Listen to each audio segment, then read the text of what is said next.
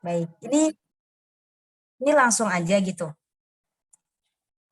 Langsung aja, Besti. Oh, langsung gas ya, Masya Allah. Oke, baik. Langsung gas. Baik, teman-teman. Bismillahirrahmanirrahim. Assalamualaikum warahmatullahi wabarakatuh. Innal hamdalillahi nahmaduhu wa nasta'inuhu wa nastaghfiruhu wa na'udzu billahi min shururi anfusina wa min sayyiati a'malina may yahdihillahu fala mudilla lahu wa may yudlilhu fala hadiyalah. Asyhadu an la ilaha illallah wa asyhadu anna Muhammadan abduhu wa rasuluhu la nabiyya ba'da. Amma ba'du. Teman-teman yang insyaallah yang dirahmati oleh Allah, yang saya hormati kepada komunitas tentunya yang milenial berhijrah, kalau tidak salah komunitasnya. Insyaallah kawan-kawan yang hadir pada malam hari ini adalah orang-orang yang terpilih. Kenapa dikatakan sebagai orang yang terpilih? Yaitu adalah sulit sekali membagi waktu untuk mendengarkan ilmu yang kalau kita melihat orang. Karena kenapa? Orang itu biasanya ketika kita melihat kajiannya itu melihat orangnya dulu. Begitu. Ya. Pertama-tama dan yang paling utama marilah kita panjatkan puja dan puji syukur kita ke hadirat Ilahi Rabbi yang mana beliau yang telah memberikan kita beribu-ribu nikmat bahkan berjuta-juta nikmat, terutama nikmat iman dan Islam. Kedua kalinya sholawat beriringkan salam tetap tercurah limpahkan kepada baginda kita yakni Habibina wa Syafi'ina wa Maulana Muhammadin sallallahu alaihi wasallam. Berkat beliaulah kita bisa berkumpul, bertatap muka, bermuhajahah, ya walaupun secara virtual, tapi tidak jadi masalah, insya Allah tidak melunturkan rasa semangat kita, rasa ingin tahu kita, rasa belajar kita, insya Allah. Baik, teman-teman yang insya Allah dirahmati oleh Allah, ya, ini ada Kak Ferial juga nih, ya, insya Allah, Pak Ustadz ini. Mana ini suaranya Kak Ferial ada? Ada. Kemarin sempat ngundang di bulan Ramadan, tapi sayanya sibuk banget jadi nggak bisa kalau ibadah asar gitu. Ya. Baik teman-teman, malam hari ini kita akan bahas mengenai temanya itu sebaik-baiknya nasihat adalah kematian. Mungkin kalau teman-teman pernah dengar nih, ini mah kok kayak pernah dengar gitu. Ya, akan aku mengambil dari salah satu kutipan yang mungkin sering dijadikan caption yang suka dibicarakan oleh orang juga. Karena ketika Isti mengambil tema itu, ketika ditanya nih sama yang ngechat aku, sama Andin, Kak mau tema apa nih gitu kan. Aku mikir dulu kan gitu. Aku lagi kayak mengingat kayak kematian gitu. Akhirnya aku mengambil tema sebaik-baiknya nasihat adalah kematian. Memang semua nasihat itu memang baik teman-teman. Gak ada yang namanya nasihat buruk. Ada kok Kak, ada. Coba sebutin nasihat yang buruk apa gitu kan. Jadi semua nasihat itu kita katakan baik, nggak ada nasihat yang buruk. Ya. Tapi ternyata di kata baik ini, kalau kita lihat dari temanya sebaik-baiknya nasihat, baiknya ada dua, berarti di atas baiknya, di atas nasihat kebaikan itu dari misalnya menasihati tentang apa, ternyata yang lebih baik adalah mengingat kematian. Membicarakan tentang kematian. Gitu. Kalau kita sering dengar kematian, ada nggak sih tergetar dalam hati kalian gitu? Ketika kalian membicarakan tentang kematian, memperbincangkan kematian, mengingat senantiasa mengingat kematian, bergetar nggak hatinya? Rasa takut nggak? Gitu. Ketika ingin tidur aja, ketika kita ingat kematian, besok bakal bangun lagi nggak ya? Allah bakal menghendaki aku bangun lagi nggak ya? Kan gitu. Kalau misalnya hatinya bergetar, tapi teman-teman, itu imannya masih normal, imannya masih ada kita. Kalau kita mengingat bahwasanya ketika kita melaikan sholat, meninggalkan sholat, ketika meninggal seperti ini gitu kan, hatinya bergetar, takut, langsung sholat. Berarti imannya masih ada, ya. Tapi ketika ada juga orang yang misalnya ketika kita membicarakan tentang kematian pada malam hari ini, hatinya yang tidak bergetar. Nah, itulah yang menjadi sebuah pertanyaan besar untuk diri kita sendiri. Ya, bahaya nih. Kenapa imannya nih? Padahal kematian itu paling tertinggi. Kalau misalnya di ibarat kata adalah kiamat kecil, kematian itu kiamat kecil. Ya. Kiamat kecil. Wah, kiamat. Kita tahunya kiamat adalah kiamat besar. Ternyata kiamat kecil itu ada di diri kita, yaitu ketika kita meninggal dunia. Begitu. Udah terputus semua amal, kecuali Yang tiga, sedekah jariyah, anak yang solehah, dan ilmu yang bermanfaat. Udah, itu yang mengalir terus. Makanya ada juga yang mengatakan kematian itu dekat. Banyak bilang seperti itu. Hidup di dunia itu sebentar, kematian itu dekat. Ternyata benar, teman-teman. Kita hidup di dunia itu hanya sebentar. Ya, kalau misalnya kita lihat dari salah satu hadis, maaf, teman-teman bisa buka mungkin dalam Quran surah Al-Mu'minun ayat 112 sampai 112. Itu Allah berfirman, ya. Allah bertanya, berapa tahun lamanya kamu tinggal di dunia? Mereka menjawab, kami tinggal di bumi sehari atau setengah hari. Maka tanyakanlah kepada orang yang menghitung. Siapa yang menghitung? Yaitu Allah Subhanahu wa taala. Yang menghitung semua dunia ini adalah Allah, ya. Allah berfirman lagi, kamu tidak tinggal di bumi melainkan sebentar saja. Tuh, sebentar saja. Perkataan Allah berfirman. Allah itu perkataan Allah. Kalau kamu sesungguhnya mengetahui. Sekarang kita mengetahui nih. Jadi, hidup kita, kalau kita lihat lagi apa sih tujuan kita hidup di dunia? Kan gitu. Dalam surat apa? Kalian tahu? Dalam surat Az-Zariyat, dan aku tidak menciptakan jin dan manusia melainkan supaya mereka menyembahku. Menyembahkunya bukan menyembah saya, tapi menyembah Allah Subhanahu wa taala. Gitu. Sudah dijelaskan dalam firman Allah bahwasanya kamu hidup itu sebentar saja. Ya. Sehari atau setengah hari. Sebentar saja kata Allah. Gitu. Ditegaskan kembali, apa tugas kamu di dunia? Kamu diciptakan di dunia ini untuk apa? Kan gitu. Kalau kita melihat sepenggalan dari per ayat, kita sambungkan ke Allah. Itu enggak ada apa-apanya, teman-teman. Di dunia ini tuh enggak ada apa-apanya. Ya. Kita diciptakan untuk beribadah. Makan kita beribadah, kerja kita beribadah. Kalau niatnya beribadah, ada juga misalnya makan kita misalnya ya, kerja kita untuk senang-senang aja. Enggak lillahi ta'ala. Makanya kalau misalnya kita berangkat kerja, pergi kuliah, pergi sekolah, usahakanlah baca bismillah kah? Niatnya ada ketika kita berpergian. Kan ke situ. Ya. Jadi sudah jelas tuh, sudah difirmankan dalam Allah oleh perkataan Allah bahwasanya kita hidup di dunia ini sebentar. Jadi untuk apa? Apa yang kita sombongkan? Ya. Sebentarnya seperti apa sih, Kak? Gitu kan. Teman-teman bisa lihat lagi dalam Quran surah Al-Hajj ayat 47. Bisa dicatat juga mungkin untuk sebagai pengingat. Surat Al-Hajj ayat 47. Ya. Kenapa bisa dikatakan hidup itu singkat? Hidup itu sebentar. Hidup itu sementara. Kita tuh di dunia ini, kalau misalnya adalah anak TikTok itu apa? Kalau ngeliat yang pacaran pasti cuman ngontrak. Ngontrak itu bukan hanya untuk orang pacaran sebenarnya. Emang kita tuh lagi ngontrak gitu loh. Ya. Kalau misalnya kita nggak bayar-bayar gitu, ya udah. Kalau mungkin masih baik ya, kita nggak bayar, kita nggak sholat, nggak puasa Ramadan, nggak apalagi, nggak sedekah, pokoknya nggak melakukan hal-hal maksiat gitu kan, ibaratkan seperti itu. Allah masih baik gitu, masih ngasih kesempatan, tapi kamu berulang lagi seperti itu. Nah itu ibarat kata seperti itu. Makanya kalau misalnya ada komenan, cuman ngontrak, ngeliat yang pacaran bilangnya cuman ngontrak gitu, ya. Gimana ngeliat yang musibah besar? Biasa-biasa aja. Gitu. Itu yang memang harus kita perhatikan hal yang sekecil seperti itu. Tadi Quran surah Al-Hajj ayat 47 yang bunyinya, dan mereka meminta kepadamu agar azab itu disegerakan. Padahal Allah sekali-kali tidak akan menyalahi janjinya. Sesungguhnya sehari di sisi Tuhanmu adalah seperti 1000 tahun menurut perhitunganmu. Sampai sini paham? Kalau kita hitung. Ya, dan ada Quran juga surat As-Sajdah ayat 5 yang mengatakan dia mengatur urusan dari langit ke bumi. Siapa yang mengaturnya adalah Allah Subhanahu wa taala. Mengatur urusan langit dan bumi. Kemudian urusan itu naik kepadanya dalam satu hari yang kadarnya lamanya adalah 1000 tahun menurut perhitungannya. Bayangin kalau sehari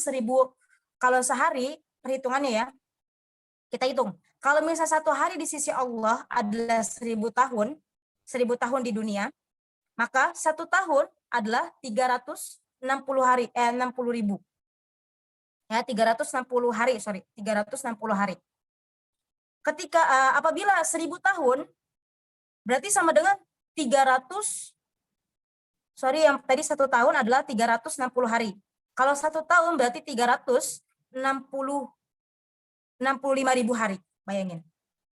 1 hari di sisi Allah berarti ketika kita di sisi Allah, ya, 1 hari di sisi Allah itu berarti 365.000 tahun. Bayangin.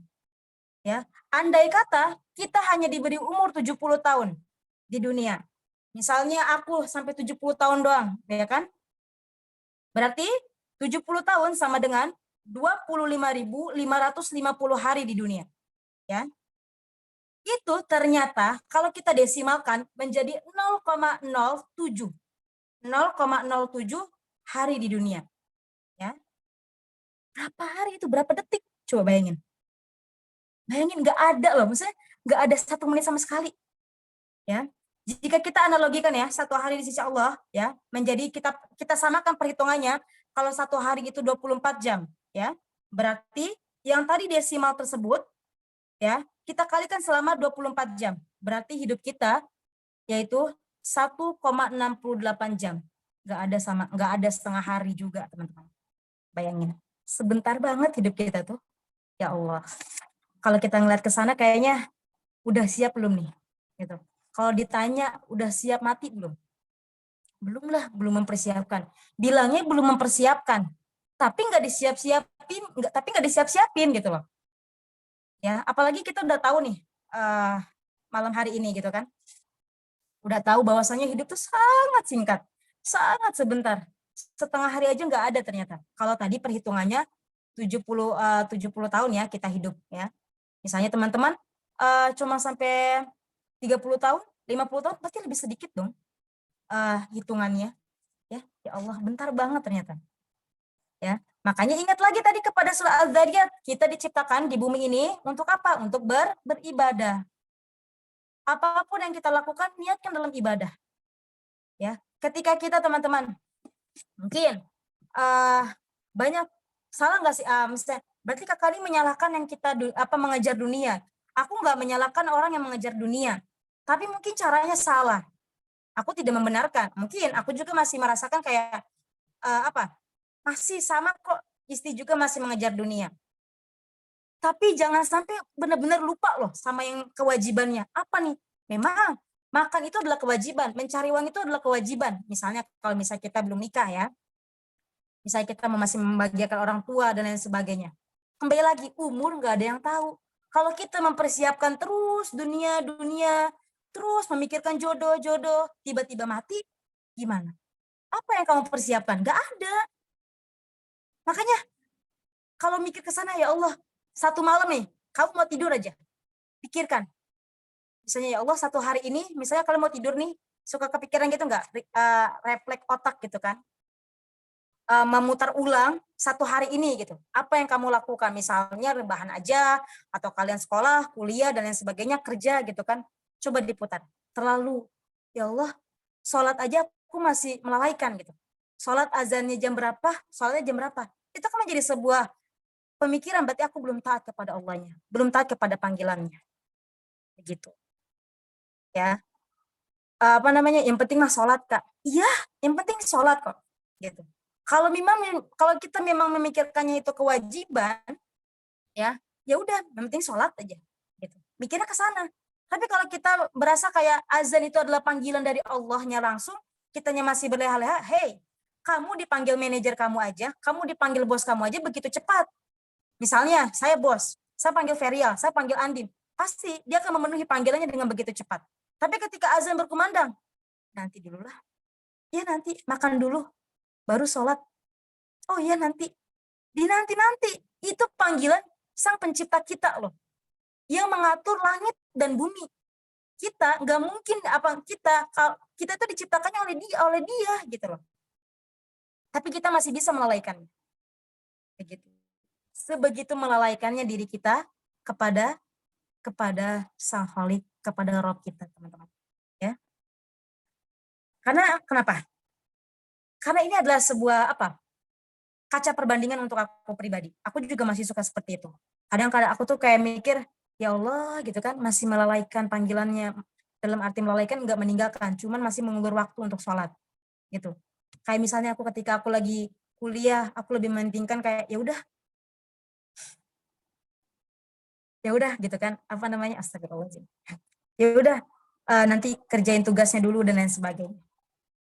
Gitu. Jadi kayak apa ya, dunianya masih ada gitu. Ya, dunianya masih ada, kepikiran dunianya masih ada. Oke teman-teman, kita lihat lagi. Kalau kita kalau teman-teman nggak percaya, pasti percaya lah ya. Dunia itu sebegitu sebentarnya gitu kan. Kalau tadi hitungannya adalah 70 tahun kita hidup di dunia. Bagaimana ketika bayi yang baru lahir, ya? Bagaimana bayi yang baru lahir, ya Allah, yang masih nggak tahu apa-apa gitu. Itu urusannya sama Allah, kita nggak tahu gitu kan. Nah, teman-teman yang dirahmati Allah, terkadang kita yang selalu memikirkan tadi surat Al-Hajj ayat Al-Hajj lagi. Az-Zariyat ayat 56, kita diciptakan jin dan manusia itu melainkan supaya mereka menyembahku gitu, ya. Terlintas enggak? Kenapa kita diciptakan di dunia? Untuk apa sih kita diciptakan di dunia? Untuk apa gitu kan? Lalu kemanakah kita? Pada akhirnya kemana? Kita itu akan pulang, yaitu kepada kematian. Sampai ke sana enggak berpikirnya? Misalnya kita poya-poya hari ini, misalnya kita main-main hari ini, tapi nggak mikir nih, habis hidup ini, saya habis ngisi kajian malam hari ini, kemana nih? Gitu kan? Habis senang, kita kemana nih? Ya, kan kepada kematian, bertemunya sama kematian, gitu. Sempat nggak kalian lagi main senang-senang, tiba-tiba ingat mati? Random banget sih Kak? Iya, terkadang hal yang random itu bikin galau banget. Hal yang random bukan mikirin kayak jodoh, pacaran, dan sebagainya. Tapi hal yang random itu ketika kita memikirkan kayak, ya Allah belum sholat, ya Allah, nanti kalau misalnya saya pulang dari sini, tiba-tiba mati, gimana ya? Ada orang yang nemuin enggak ya? Kan random, jadinya galau. Itu galau yang sangat luar biasa. Sesungguhnya galau itu yang seperti itu. Ya, Kak Isti pernah, tapi lama banget. Kayak pernah ada di satu momen kayak aku lagi, kayak lagi sesuatu, terus tiba-tiba tuh ingat mati gitu. Random banget sih pikirannya. Tapi bikin kayak takut gitu. Hatinya ngegeder, ngegeder. Kayak deg-degan aja gitu. Ya, luar biasa. Nah, ada yang dikatakan juga, ya. Dan teman-teman juga bisa, kenapa sih rendah, ternyata dunia itu, kenapa sih ibarat kata akhirat dan dunia, kenapa dunia itu nggak pernah menjadi sebuah istimewa, padahal kita hidupnya di dunia. Oke, betapa rendahnya dunia berarti, ya. Coba teman-teman perhatikan dalam surah Ad-Duha ayat 4, dan sesungguhnya akhir itu lebih baik bagimu daripada permulaan, akhir itu lebih baik. Kalian pernah dengar akhirat adalah kekal, kehidupan yang kekal, akhir, ya. Permulaan daripada permulaan. Permulaan itu apa isinya? Isinya itu perjuangan, ya kan? Permulaan isinya juga permulaan apa? Melakukan ketaatan kita, melakukan apa, sholat dan lain sebagainya, sedekah, itu permulaan. Kalau kita isinya dengan yang baik, insya Allah akhirnya akan baik. Tapi kalau kita permulaannya sudah buruk, ya udah akhirnya pun akan buruk. Wallahu alam, ya, wallahu alam, gitu, ya. Diriwayatkan juga dalam hadis Sahal bin Sa'ad, dari Sahal bin Sa'ad As-Saidi, ya, radhiyallahu anhu, berkata, Rasulullah SAW bersabda, andai kata dunia ini di sisi Allah dianggap menyamai nilainya dengan selembar sayap nyamuk, teman-teman pernah nangkap nyamuk, bagaimana sayapnya? Kecil banget, ya. Paling kalau ditepok pakai tangan, dimatiin pakai tangan, udah itu sayapnya hancur. Ya. Sesungguhnya Allah tidak akan memberi minum seteguk air pun kepada orang kafir daripadanya. Hadis Tirmizi yang disahihkan oleh Syekh Al-Albani. Apa maksud dari hadis ini? Ya, seandai saja di dunia ini, ya, seandai saja dunia ini begitu berharga di pandangan Allah, ya, memiliki nilai yang di sisi Allah itu sangat berharga. Bayangin kalau dunia berharga, ya, itu sesungguhnya Allah tidak akan memberi minum seteguk air pun kepada orang kafir. Terserah gitu, nggak akan, kalau misalnya berharga, ya, berhubung dunia ini tidak berharga sama sekali, Allah biarkan orang-orang kafir, ya, Allah biarkan orang-orang kafir berpoya-poya, minum sana sini, maaf sekali pakai bikini dan lain sebagainya, membuka aurat dan lain sebagainya. Allah biarkan karena dunia tidak berharga di sisi Allah, ya. Maka kita lihat di akhirnya, ya. Ketika kita melihat di akhirnya, maka orang yang seperti itu, orang kafir tersebut akan mendapatkan azab yang lebih pedih, ya. Siksaan dari Allah yang sangat pedih. Nauzubillah. Ya. Berarti dunia itu nggak begitu, dunia itu nggak istimewa. Di sisi Allah tuh dunia nggak istimewa. Makanya Allah sebodoh itu ada orang kafir, makanya nih orang yang meninggalkan sholat, orang yang nggak puasa dan lain sebagainya, ya melakukan maksiat sana sini gitu kan, Allah biarkan, gitu. Allah biarkan, nanti kita ketemunya di akhir, kata Allah begitu, ya. Alhamdulillah. Kalau tadi ketika kita menyamai dengan sayap nyamuk, begitu kecilnya teman-teman, begitu kecilnya dunia ini, gitu kan, nggak ada apa-apanya. Oke, kita lihat seperti apa lagi menganalisikannya. Teman-teman, ketika mandi atau mencelupkan air satu tangan, ya. Ketika mencelupkan satu tangan kalian di lautan, lalu teman-teman lihat ujung telunjuk ini akan menetes sebuah air. Nah, yang menetes ini adalah dunia, teman-teman. Ya. Akhirnya jika diibaratkan adalah seperti air yang menempel di jari telunjuk setelah sebelumnya dicelupkan ke dalam lautan yang sangat luas. Ya. Jelas banget teman-teman, dunia itu nggak ada apa-apanya. Ya, dunia itu nggak ada apa-apanya. Tidaklah dunia apabila dibandingkan dengan akhirat, melainkan seperti salah seorang di antara kalian mencelupkan jarinya di telunjuk. Tuh, bayangin. Air yang telunjuk kayak gini, setetes, udah itu dunia ternyata. Ya, begitu kecil ketika kita tadi melihat berapa lama kita hidup di dunia, terus kita lihat dunianya nih, ternyata nggak ada apa-apanya. Manusia hidup di dunia sebentar, dunia ternyata sangat kecil, nggak ada apa-apanya. Coba, apa yang kita mau sombongkan, apa yang mau kita lalaikan lagi, gitu. Ya, sebenarnya aku ngomong kayak gini adalah menyampaikan hal seperti ini adalah pengingat juga untuk kita sama-sama. Bukan berarti aku menyampaikan kalian semua berarti aku benar, enggak. Aku juga sama-sama berproses untuk memperbaiki diri. Nah, aku sering dengar nih, memperbaiki diri. Aku tanya nih, memperbaiki dirinya untuk apa sih? Gitu kan. Mentang-mentang dia mendengar kalimat jodoh adalah cerminan diri. Dia lebih fokuskan ke sana. Ya, dia lebih fokus kepada memperbaiki dirinya untuk mendapatkan jodoh. Salah? Enggak salah. Memperbaiki dirinya betul. Ya, tapi tujuannya yang salah. Ya, tujuannya yang salah. Ingat, ketika kita pure memperbaiki diri kita benar karena Allah, lillahi ta'ala karena Allah, wabil khususnya kita utamakan untuk mempersiapkan kematian kita ketika dipanggil sama Allah, maka jodoh tersebut akan mengikuti. Percayalah teman-teman. Ya. Ketika kita nih saya ya Allah memperbaiki diri, semoga istiqomah, memperbaiki dirinya dalam hati disebut untuk mempersiapkan bekal di akhirat nanti. Ya. Kita di sini udah mempersiapkan man robuka, gitu kan? Ditanya udah ngapalin, di sana nggak tahu apa-apa. Itu bagaimana amal kita nanti. Ya, kita lancar menjawabnya itu bagaimana amal kita, bagaimana tingkah laku kita, bagaimana sholat kita, bagaimana perilaku kita. Masya Allah, banyak kalau kita lihat lagi tingkah kalau misalnya kita membicarakan tingkah laku, perilaku, ucapan, adab, akhlak, mungkin kalau misalnya dikasih persen, kita belum 100%. Mungkin 90% nggak ada, 80 nggak ada, mungkin masih 50, 45 segitu. Karena kenapa? Iman manusia itu seringkali turun naik. Sehingga yang membuat kita lebih kepada turunnya. Manusia, ini pengalaman aku. Kenapa? Ketika iman itu naik, kita lagi semangat.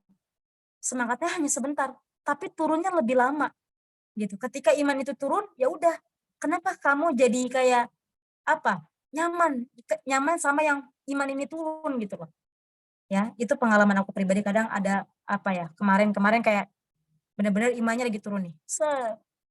Itu kayak ya Allah gitu kan. Ingat, tahu gitu loh. Bahwasanya udah enggak baik nih gitu. Tapi tadi kita nggak mau memaksakan diri, apa ya, nggak mau dipaksa diri kita itu. Jadi kayak, ya udah sejalannya aja, padahal itu nggak boleh ya, harus kita paksakan. Teman-teman yang dirahmati oleh Allah, ada waktu berapa menit lagi, Andin? Masih ada waktu 5 menitan lagi, Kak Isti. Dilanjut aja, Kak. Santai, kita santai. Oke, baik. Ya. Jadi, teman-teman, aku tahu teman-teman yang hadir pada malam hari ini adalah teman-teman yang sama-sama belajar, sedang ada di proses untuk memperbaiki diri. Ya. Aku dan antum semua pasti sedang memperbaiki diri, caranya gimana. Tapi ingat, memperbaiki dirinya jangan pure untuk mendatangkan jodoh. Ya. Allah melihat niat kita bagaimana. Allah melihat apa? Ya, melihat niat kita. Walaupun kita tidak sampaikan kepada lisan kita, tapi Allah tahu niat kita. Yang lebih tahu itu adalah niat kita. Ya, niat kita tuh udah ditebak sama Allah. Walaupun kita ngebatin, sesuatu ini ngebatin, kalau ngebatin kan berarti di hati ya, kayak gitu kan, sebutkan dalam hati, itu Allah sudah mengetahui terlebih dahulu. Makanya jangan main-main gitu sama hati gitu kan. Dalam hati di sini bukan untuk kekasih, tapi hati-hati gitu kan. Hati-hati. Tapi hati-hati dengan hati gitu. Bisa mungkin, makanya kalau misalnya kepada seorang teman, kepada seorang sahabat dan lain sebagainya, ngegerenak dalam hati itu Allah sudah mengetahui terlebih dahulu. Makanya Allah nggak suka dengan orang yang pemarah, dengan orang yang ngegerutu, ngegerutu kayak apa ya bahasanya? Takutnya bahasanya beda-beda. Kayak ngedumel dalam hati itu dikurangkan, ya. Makanya ketika kita punya sifat yang seperti apapun itu, lebih kepada keburukan ya, lebih kepada hal negatif, perbanyak beristighfar. Itu kuncinya. Gitu. Ketika teman-teman ada di posisi lagi ngegerutu, lagi marahan sama orang, tiba-tiba Allah ambil nyawanya. Gimana rasanya? Allah alam kan? Gitu. Itu menjadi sebuah ketakutan yang sangat luar biasa. Makanya kenapa sih sebaik-baiknya nasihat itu adalah kematian? Ya tadi, sekarang kita udah tahu manusia itu hidupnya sebentar banget gitu. Dan dunia begitu kecil, begitu nggak berharganya di mata Allah, di sisi Allah. Jadi untuk apa nih? Ya, kita berpikir malam ini sama-sama nih, sama-sama merenungkan gitu. Kalau tadi aku pernah share bahwasanya apa ya Allah, Allah mencabut nyawa kita itu sesuai dengan kebiasaan hidup kita. Kalau misalnya hidup kita kepada maksiat, nauzubillah, Allah akan mencabut kita dalam hal kemaksiatan juga. Nauzubillah. Tapi kalau misalnya kita melakukan dalam hal kebaikan, misalnya singkat aja, suka menebarkan hal kebaikan, insya Allah. Duduknya di majelis kalian, gitu kan? Sholat yang tepat waktu. Misalnya ada yang ahli ibadah, Allah ambil nyawanya dalam keadaan sujud. Ya kan? Ada orang yang selalu baca surah Al-Kahfi, selalu bersedekah di hari Jumat, Allah cabut nyawanya di hari Jumat, ya Allah, aku sampai merinding. Ya, jadi kita nggak tahu kematian itu kapan datang. Begitu sangat luar biasa ketika kita membicarakan tentang kematian itu kayak, oh ya Allah, nggak akan ada habisnya. Ini baru tentang kematian. Belum kita bahas tentang kayak apa nih? Ketika meninggalnya dalam kemaksiatan, nanti ketemunya di neraka, melewati ya lembah-lembah yang ya Allah, itu sangat sebuah penilaian untuk kita gitu loh. Ya. Jadi kayak untuk ayo dong berubah gitu. Berubah. Makanya kalau misalnya kalian lagi imannya naik turun, banyakin dengerin kajian, sholatnya lagi nggak tepat waktu, banyakin denger kajian. Banyak nih di TikTok sekarang penggalan-penggalan video-video yang memang kalimat yang tertentu aja gitu kan. Gitu. Itu menurut aku ya, orang yang men-share itu adalah mendapat pahala ya, pahala jariah. Karena kenapa? Aku aja ketika melihat satu postingan yang memang kayak ngena ke aku kayak langsung tiba-tiba berubah, ya Allah, Masya Allah. Ini orang yang men-share video ini dapat pahala jariah gitu. Jadi apa nih? Ya kan? Orang yang orang yang men-share yang tidak penting, joget-joget nggak jelas gitu kan. Itu kan menjadi sebuah pertanyaan ya. Jadi teman-teman yang insya Allah dirahmati oleh Allah, catat baik-baik ya bahwasanya sebaik-baiknya nasihat adalah kematian. Itu adalah coba teman-teman, kematian. Kalau misalnya nyawa kita tadi disebutkan bahwasanya hanya sebentar gitu. Kalau kita misalnya saya umur 22 tahun, saya mati habis ngisi kajian, ya. Berarti nggak, Allah bentar banget. Coba, nggak ada 1 jam mungkin, setengah jam juga nggak ada, berapa menit doang kayaknya. Kalau tadi 70 tahun kita hitungnya ketika meninggal dunia, ya. Mungkin itu aja Andin, selebihnya mungkin kita untuk sesi tanya jawab atau untuk sharing. Kurang lebihnya saya mohon maaf apabila ada perkataan yang salah, penyebutan yang salah, mohon dimaafkan. Wallahu a'lam bishawab. Masya Allah banget nih pembahasan malam hari ini Kak Isti. Semoga yang menyampaikan maupun yang mendengarkan mendapatkan pahalanya ya Kak dari Allah Sallallahu Alaihi Wasallam. Amin amin ya Rabbal Alamin. Oke guys, kita ke sesi yang paling ditunggu-tunggu nih sama kalian kayaknya. Nggak sabar banget nih untuk nanya atau Q&A bareng Kak Isti. Silakan guys. Atau ada yang mau langsung raise hand?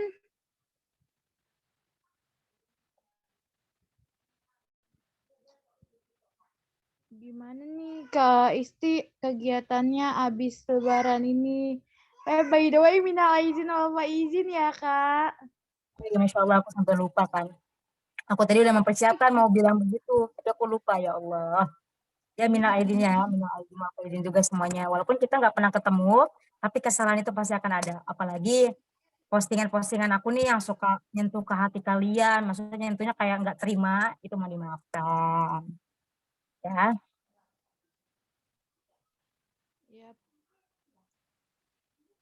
Coba Andin mau bertanya nggak nih? Teman-teman semua, apa ya? Materinya udah Masya Allah banget nih. Aku dari tadi pas Kak Isti lagi membawakan materi, aku nanya apa ya? Aku bingung kata. Nah nih Kak, ada dari Kak Hazizah. Assalamualaikum, izin bertanya Kak, kalau misal kita tuh ngeluh capek sama Allah, soal dunia itu salah nggak sih Kak? Tapi dalam hati kita tuh sadar kalau pertolongan Allah tuh lebih besar daripada rasa capek yang dialami sekarang. Untuk Kak Isti nih, silakan Kak. Pertanyaannya bagus ya, karena seringkali kita ngeluh sama Allah. Tadi siapa yang bertanya? Hafiza ya? Aziza apa Hafiza? Hazizah. Aziza, aku panggil Aziza aja ya. Pertanyaan yang bagus ya Aziza. Karena baik lagi, karena fitrahnya kita adalah sebagai khalifah di muka bumi ini ya, yang diciptakan sama Allah untuk tinggal di bumi gitu. Jadi kalau misalnya kita berkeluh kesah mengenai dunia kepada Allah, itu nggak salah. Tapi yang salah itu ketika kita benar-benar nih, tadi pertanyaannya, bahwasanya kita sadar pertolongan Allah tuh dekat gitu. Tandanya, saya contohkan, ketika aku ngeluh sama Allah, ya Allah, capek banget gitu kan, mengenai pekerjaan, mengenai kuliah, dunia kan, gitu. Tapi dalam hati kita sadar bahwasanya pertolongan kamu tuh dekat ya Allah gitu. Makanya ketika kita berdoa tuh jangan seolah-olah kita menyampaikan capeknya aja kepada Allah. Ya Allah, hidup tuh gini-gini amat ya. Engkau memberikan cobaan kepada hamba, tanpa engkau memberikan kebahagiaan kepada hamba. Itu jatuhnya kayak menyalahkan Allah, kalau seperti itu. Tapi ketika kita berdoa, ya Allah, kamu sebutkan kamu capek kenapa, gitu kan?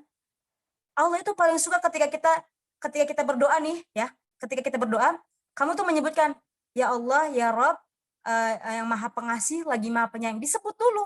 Allah tuh harus dipuji dulu. Allah senang dengan hamba yang memuji Robnya. Ya Allah, yang maha pengasih, lagi maha penyayang. Kamu sebutin. Kamu capeknya kenapa? Gitu. Tapi di ujung, karena tadi pertanyaannya adalah, kita sadar gitu, bahwasanya pertolongan Allah tuh dekat. Sebutin, masukin ke dalam doa itu. Tapi hamba tahu ya Allah, pertolonganmu begitu dekat. Gitu. Baru di situ kamu meminta, meminta supaya jadi capeknya itu jangan lebih banget capek gitu. Semua kamu kehidupan dunia yang ada di penat kamu itu kamu sebutin dalam doa gitu kan. Terus nggak ada kayak kamu tuh sadar gitu bahwasanya pertolongan Allah tuh dekat gitu. Jatuhnya kayak kamu tuh ya udah berkeluh kesah aja gitu. Berkeluh kesah nggak salah. Cuma kalau misalnya kita ujungnya nggak apa memuji Allahnya, itu seolah-olah kayak kamu tuh kayak menyalahkan Allah gitu loh. Padahal yang menciptakan masalah, yang menciptakan sulitnya dunia ini, kita merasa sulit, kita merasa berat, apa ya, ujian di dunia ini, yaitu Allah. Ya. Yang membuat sulit, yang membuat kita capek dunia, itu Allah. Makanya kata Allah, ya kamu berdoa sama aku, niscaya aku kasih, gitu. Ya, niscaya aku penuhi, gitu. Makanya berdoa. Gitu. Makanya ketika kamu ngerasa capek, kamu nggak apa-apa berkeluh kesah, nggak apa-apa. Dipuji dulu Allahnya. Kalau kita ini mau minta uang sama orang tua, pasti ada nih, ada mau kayak ngelakuin hal-hal kebaikan dulu biar dikasih uang sama orang tua. Begitupun Allah, kita harus puji dulu Allahnya, ya Allah, ya Rabb, yang maha pengasih, yang maha penyayang, yang maha pengampun dosa, yang maha baik, semuanya yang di Asmaul Husna pokoknya. Kalau perlu gitu kan, ya. Jadi kalau misalnya salah enggak gitu, itu enggak salah. Tapi ketika kamu harus harus sadar ketika kita berkeluh kesah itu harus ada ujungnya, yaitu menyatakan bahwa kamu tuh harus menyatakan bahwa Allah tuh ada gitu. Paham nggak Aziza maksud aku? Takut nggak paham. Aziza paham nggak? Paham Kak? Ya insya Allah. Ya semoga teman-teman paham semua maksud aku. Jadi kayak gitulah intinya ya. Ketika kita berdoa itu nggak ada nih mana sih berdoa yang nggak baik untuk hamba yang memang beriman ya. Beriman, kalau yang nggak beriman ya pasti suka tuh doa-doa yang kayak ngasal aja gitu, jangan seperti itu. Ada berdoa itu harus dipakai. Apa tadi ada berdoa itu salah satu ketika kita menyebutkan memuji Allah itu ada salah satu ada berdoa. Ya, itu ada salah satu ada berdoa. Makanya kita puji dulu Allahnya, kita sayangi dulu Allahnya gitu. Makanya boleh ketika kalian capek dengan dunia, tapi jangan seolah-olah kayak dunia itu kecapean itu kayak nggak akan hilang gitu. Capek itu akan hilang ketika kamu serahkan semuanya sama Allah. Gitu kan. Ada orang yang cerita sama aku. Enak tahu Kak Isti. Nah, teman kuliah aku ada kelas. Ketika aku nih berdoa gitu kan, itu kayak berdoa sama Allah tuh kayak udahannya plong aja gitu. Mungkin di dalam doanya minta diberikan ketenangan sehingga Allah mengabulkan doanya, walaupun tidak semuanya, tapi Allah kabulkan salah satu doanya itu diberikan ketenangan. Gitu.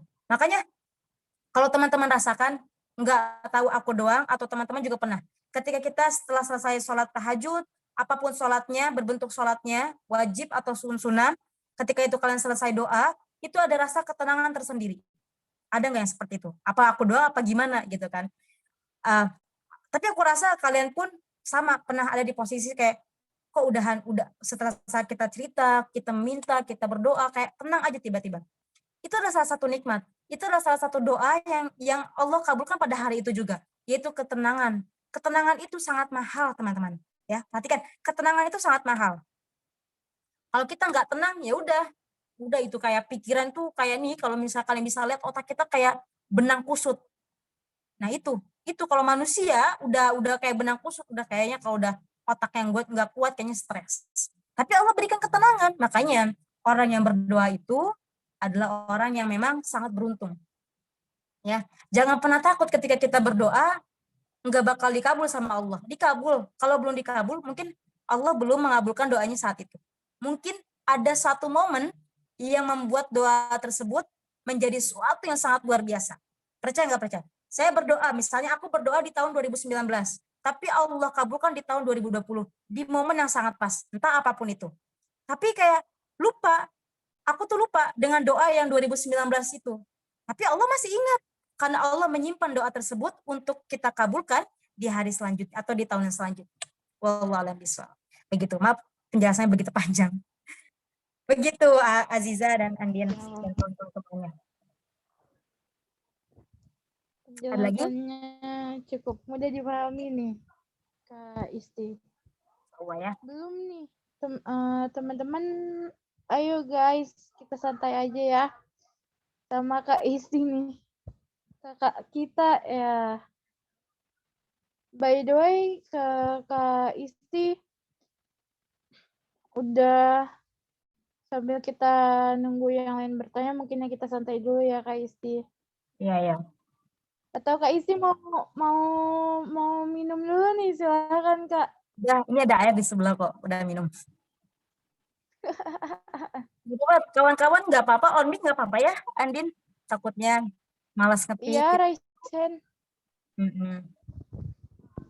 Yang penting raise hand, Besti. Oh Takutnya ya, Kak Kak mau Isti nanya. udah mulai offline belum nih? Untuk offline sih semoga Udah aja mulai udah. offline belum nih? Ya, masih apa?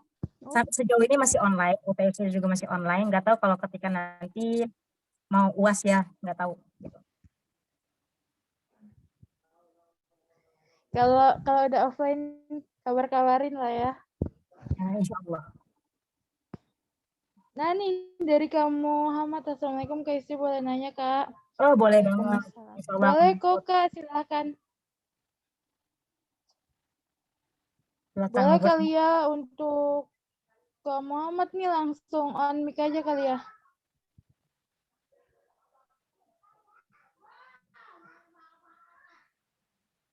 Atau mau ngetik juga silahkan.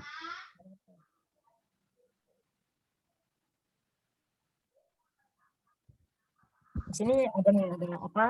Ada teman aku juga, ada Novianti ya. Ini Novianti kan? Insya Allah. Kenapa Kak? Ini ada teman aku juga, ada kreator juga di sini kan. Ada Kak Ferial, ada Masya Allah. Kak Novianti, ada Kak Novi.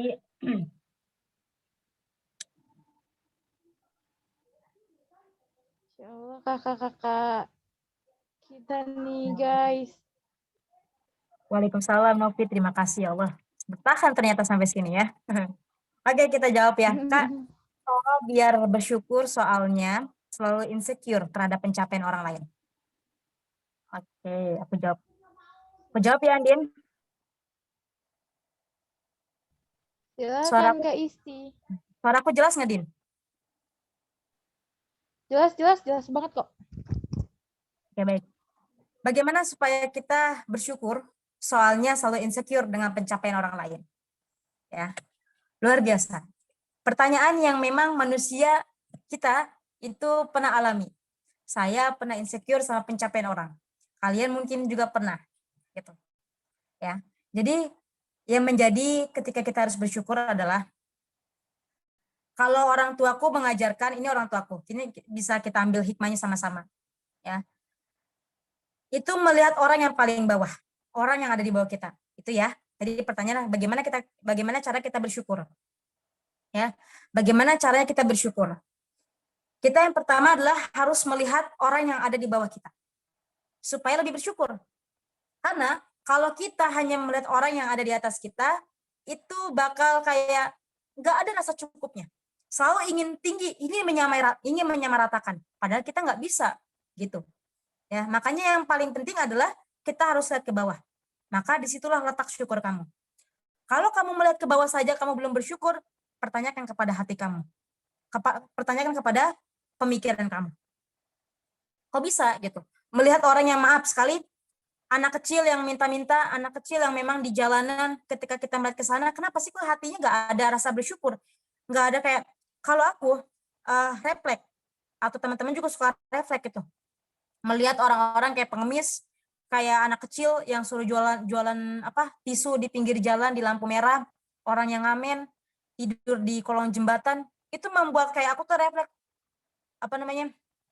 alhamdulillah, mengucap syukur. Alhamdulillah ya Allah, aku masih bersyukur gitu. Walaupun aku merasa aku tuh belum masih kurang gitu, pengen ini, pengen itu. Ternyata kemauan aku ini harus dilihatkan dulu dengan orang yang ada di bawah kita, maka kita akan menemukan rasa syukur tersebut. Ya. Begitu. Itu. Kita sampulkan kepada insecure. Apakah kamu sudah merasa bersyukur ketika kamu sudah melihat anak kecil tadi yang jualan tisu, lalu kamu masih insecure. Kalau kamu masih insecure sama pencapaian orang lain, lihat kepada anak kecil tersebut. Ya. Kalau kita tanya ke anak kecil tersebut, cita-citanya apa? Pasti cita-citanya tinggi. Mungkin melebihi kita. Misalnya aku mau cita-citanya mau jadi dosen. Ketika aku tanya, mau jadi apa? Mau jadi polwan, Kak? Contoh. Mau jadi dokter? Wow, lebih tinggi daripada cita-citaku. Tapi dalam kondisi yang seperti itu, dalam kondisi yang maaf sekali, kekurangan. Pertanyaannya, apakah dia bisa akan mencapai seperti teman-temannya, seperti yang mereka lihat di TV-TV atau dimanapun itu? Kan itu. Coba, pola pikirnya kita tuh harus memikirkan, lihat yang di bawah dulu. Aku yakin ketika kamu sudah melihat orang yang berada di bawah kita, pola pikirnya dimainkan, nggak stuck di situ aja, insya Allah. Ya, insya Allah berasa bersyukur, lalu hilang itu rasa insecure. Ya, lalu di situ pun kamu akan merasakan apa? Kayak mungkin pencapaian kita ini, kalau misalnya tadi aku live di TikTok itu mengatakan jarum jam saja berputar, azan saja tidak semua orang rata, ya. Azan di Tangerang pada pukul sekian, azan di Sulawesi, azan di Kalimantan dan lain sebagainya itu berbeda. Begitupun sama halnya dengan pencapaian seseorang. Orang lain sudah sukses di umur sekian. Kita di umur sekian belum sukses. Sabar. Belum. Kita teruskan, kencangkan berdoanya, kencangkan sujudnya, kencangkan memintanya. Jangan ketika kamu melihat pencapaian seseorang, kamu down. Jangan. Apa yang harus kamu kuatkan dalam hatinya ketika kamu melihat pencapaian seseorang itu sudah mencapai, wow, luar biasa gitu. Ya. Kamu bilang sama diri kamu sendiri, yuk bisa, gitu. Ya. Jangan sampai kamu menimbulkan rasa apa? Ya Allah. Rasa apa namanya? Rasa syirik ya. Nah, itu. Syirik di sini kayak apa? Nggak suka dengan pencapaian seseorang. Nah, itu nggak boleh. Begitu. Makanya yang pertanyaan ini adalah kita harus melihat orang yang berada di bawah kita, maka kita akan menjadi bersyukur. Ketika kamu tidak bersyukur juga, kamu harus pertanyakan kepada hati kamu dan ke pemikiran kamu. Ketika kita muncul rasa syukur itu, maka hilang rasa insecure itu. Ya. Ketika rasa insecure itu, maka kamu akan memahami bahwasanya pencapaian seseorang tidak bisa kita samaratakan dengan apa yang kita mau. Gitu. Misalnya, saya wisuda tanggal sekian. Qadarallahnya Allah mengundur. Amit-amit ya. Allah mengundurkan saya di tahun depan. Allah mengundurkan saya di tahun depan. Qadarallahnya, kita nggak tahu. Apakah kita bisa? Nah, kita harus apa? Harus muhasabah diri, harus introspeksi. Apa nih? Apa yang menyebabkan dosen ini pencapaian saya atau wisuda saya menjadi mundur? Apakah skripsi saya yang kurang lengkap? Apakah saya yang kurang semangat? Itulah. Dan begitu pun dengan pencapaian kita dengan orang lain. Ya. Berarti gue doanya kurang kenceng nih. Berarti ikhtiar gue-nya kurang nih. Nah, itu.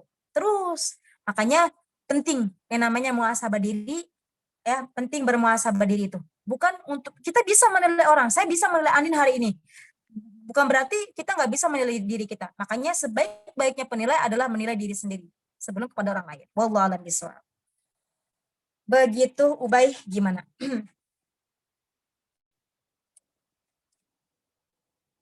Gimana, Ubay? Jelas nggak? Takut kurang jelas?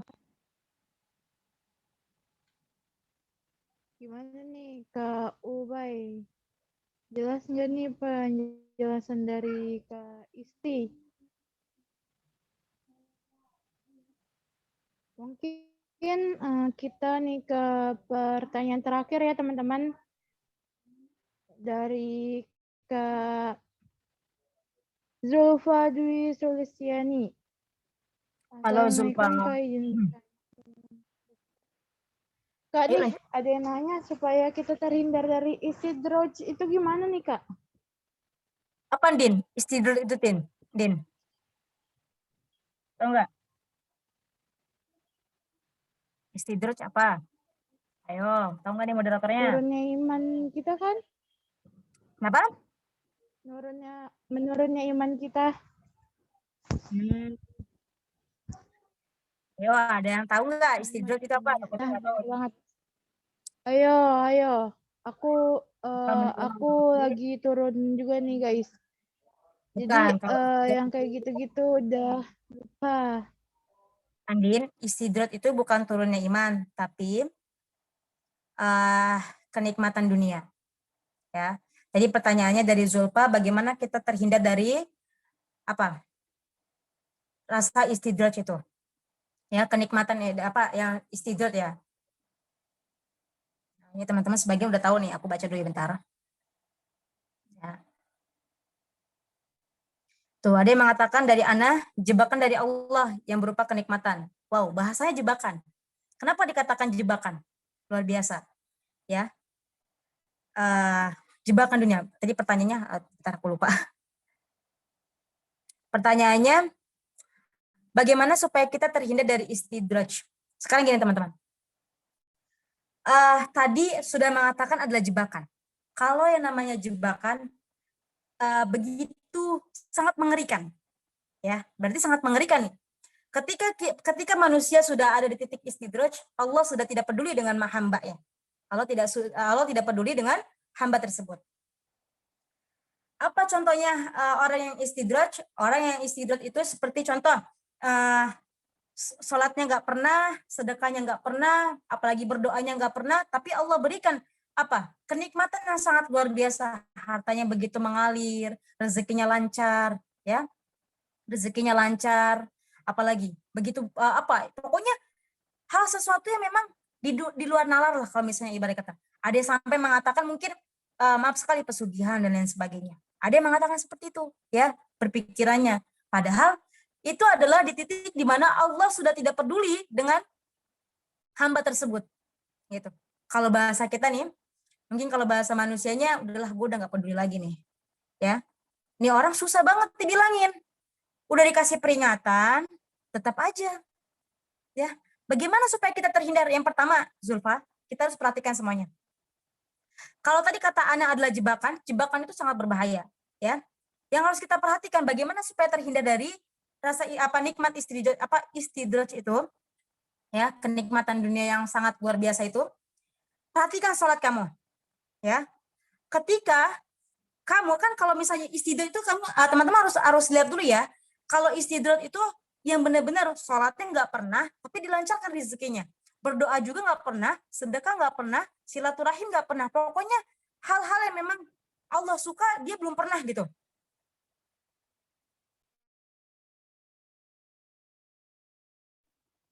Ya, yang Allah perintahkan ketaatan kita baik sunnah maupun wajibnya itu nggak mereka jalankan gitu. Maka itu dikatakan istidraj. Ya, kalau misalnya sholat kita masih aman, wajib masih kita, mungkinlah sunnah bentar deh ya. Tapi wajib kita masih kita laksanakan walaupun suka ngaret gitu kan bahasanya. Apa wajib kita masih suka ngaret. Nah, sholat ini memang sholat dan berdoa ini masih dikatakan sebagai di titik aman. Kenapa di titik aman? Belum masuk ke jebakan ya. Kalau tadi kata Anda adalah jebakan. Jadi kalau kita terhindar berarti sholat kita perhatikan dulu. Makanya orang-orang yang istidraj itu udah wah pikirannya udah dunia banget. Nggak ada tuh pemikiran ke mati, nggak ada. Pemikiran ke dunia semua. Besok makan apa, besok pakaian apa, besok beli apa, besok belanja apa, itu udah dunia. Nggak ada yang namanya mati itu nggak ada. Udah, pokoknya ya. Makanya sampai ke titik mereka tuh kayak udah nggak punya pemikiran, ini rezeki datangnya dari mana gitu. Ya kan? Nggak ada pemikiran ke sana. Ya. Bukankah hidayah itu adalah dijemput ketika kita berdoa? Makanya kalau berdoa itu minta sama Allah, dipinta hidayah, ya Allah, berikanlah taufik dan hidayahmu kepadaku. Dan istiqomahkanlah hidayah tersebut. Berdoanya seperti itu. Ya. Apakah orang yang istidraj itu berdoa seperti itu? Enggak. Udah, itu pemikiran dunia semuanya. Itu. Makanya ketika kamu masih ingat sholat, kamu masih ingat berdoa, insya Allah masih aman. Ya. Kalau kamu masih punya pemikiran, ya Allah, kamu, orang yang beriman itu, dikasih satu minuman, dikasih satu bungkus nasi, dikasih satu bungkus nasi, dikasih satu minuman, itu kau pertanyakan, ya Allah ini rezekimu, engkau berikan kepadaku. itu masih aman kalau orang yang berpikir seperti itu. Ya, misalnya saya dipertemukan oleh Andin. Ini adalah sebuah pertemuan atas izinmu. Masih sangkut paut dengan Allah. Tapi orang yang istidraj itu udah nggak mikirin apapun itu. Apalagi bawa-bawa Allah. Gitu, teman-teman. Kalau tadi pertanyaannya adalah bagaimana menghindarinya? Menghindarinya lah perbanyak beristighfar. Sholatnya, kalau orang yang sholatnya insya Allah sudah menjalankan insya Allah tidak masuk ke dalam jebakan. Kalau tadi kata anak ya, begitu. Jadi selagi teman-teman mengingat Allah, selalu memikirkan, oh ya Allah ini tuh rezeki darimu ya Allah, terima kasih ya Allah. Selalu menyebutkan nama Allah, selalu menyebutkan nama Allah, selalu apa yang kita dapat, apa yang kita rasakan adalah kenikmatan dari Allah, itu masih belum masuk jebakan. Begitu, Zulfa. Gimana nih? Makanya perhatikan ya kalau orang yang istidraj itu benar-benar udah kayak wow gitu. Nggak memikirkan kayak ini rezeki datangnya dari mana gitu. Kan bukan, kalau misalnya rezeki itu datangnya dari Allah. Kenikmatan itu datangnya dari Allah. Ya. Jadi makanya sedikit apapun itu kenikmatannya kita harus syukuri supaya terhindar dari yang namanya istidraj. Oke, sedikit cerita lagi ini mengenai istidraj ya. Jadi ada salah satu followersku DM ke aku, cerita panjang lebar sekali. Kak, mau bertanya. Jadi kenapa ya dia tuh pertamanya menyalahkan Allah. Ya, ini pertamanya menyalahkan Allah. Saya nggak spill namanya karena privasi. Pertamanya menyalahkan Allah, tapi ujung-ujungnya dia tadi yang seperti pertanyaan tadi. Aku tahu gitu, Allah tuh dekat, aku tuh tahu Allah tuh selalu ada dekat aku gitu. Ya. Itu adalah salah satu membanggakan Allah juga kalau seperti itu kan. Lantas terus sudah begitu dia pertanyaannya, kenapa ya di kantorku ada orang yang tidak sholat, ini orang Islam Kak. Ini ada orang yang tidak sholat, pokoknya ibadahnya kurang, tapi dalam pekerjaannya begitu gampang gitu ya. Tapi aku yang begitu dia mengatakan, maaf ya Kak, bukannya aku sombong, aku tahajudnya rajin, aku duhanya rajin, aku semuanya rajin, aku mau nyari kerjaan aja susah Kak. Ya. Terus kayak aku mikir ya Allah, engkau benar-benar ketika aku baca chat itu aku bilang sama Allah nih, kayak dalam hati ngebatin kayak, ya Allah, engkau yang orang yang berdoa saja engkau uji gitu loh. Ujinya dengan apa? Dengan kesabaran. Walaupun si orang ini sudah sholat, ya kan, yang sudah katakan adalah tahajud, duha dan sebagainya gitu kan. Tapi Allah beri ujian dulu gitu. Beda hal dengan orang yang tadi. Orang yang memang instan ya, tidak sholat tidak apa tapi dapat gitu loh pekerjaan. Kan kalau dalam pikiran manusia itu adalah syirik. Kita syirik nih. Si orang ini akhirnya syirik. Ya kan? Kenapa dia bisa gitu kan? Kenapa dia bisa secepat itu mendapat pekerjaan sedangkan aku lama gitu. Nah, ketika kita timbul pertanyaan seperti itu, jangan sampai kita syirik kepada orang yang salah. Begitu. Syirik sama orang yang benar kan? Nggak boleh juga. Pokoknya sifat syirik itu harus dihindarkan. Begitu kawan-kawan. Gimana Zulfa? Tadi udah ya, dia bilang paham. Oke, Masya Allah. Izin langsung backup ya teman-teman. Soalnya Kak Andin tadi ada dadakan gitu. Jadi langsung gantiin. Oke, intinya teman-teman hati-hati banget sama istidraj gitu ya. Jadi semoga aja kita dijauhkan dari istidraj dan kita selalu dekat lah sama Allah gitu. Oke. Bentar Ferial, untuk closing statement aku sedikit sebelum tutup. Tadi ada 18 orang, sekarang ada 15 orang. Closing statement dari aku, dari tema yang sebaik-baiknya nasihat adalah kematian. Catatan penting untuk kawan-kawan. Kita sudah tahu hidup kita hanya sebentar, dunia pun tidak ada apa-apanya di sisi Allah. Jadi untuk apa kita sombongkan, untuk apa kita sombongkan, untuk apa kita banggakan apa yang kita punya. Kita harus melihat apa tujuan kita di dunia. Ya. Jadi ketika kalian memperbaiki diri, perbaiki dirilah untuk mempersiapkanlah untuk kematian kita, bukan mempersiapkan jodoh. Ketika kita sudah mempersiapkan kebaikan mempersiapkan semuanya untuk kematian, maka jodoh tersebut akan datang insya Allah. Walaupun kita tidak dipertemukan oleh jodoh kita di surganya Allah, insya Allah. Wallahu a'lam bishawab. Oke teman-teman, mohon maaf kalau misalnya ada salah kata, salah ucapan, mohon dimaafkan ya. Kalau misalnya kesalahan itu datangnya dari aku, adanya kebenaran itu datangnya dari Allah Subhanahu wa taala. Terima kasih. Wassalamualaikum warahmatullahi wabarakatuh.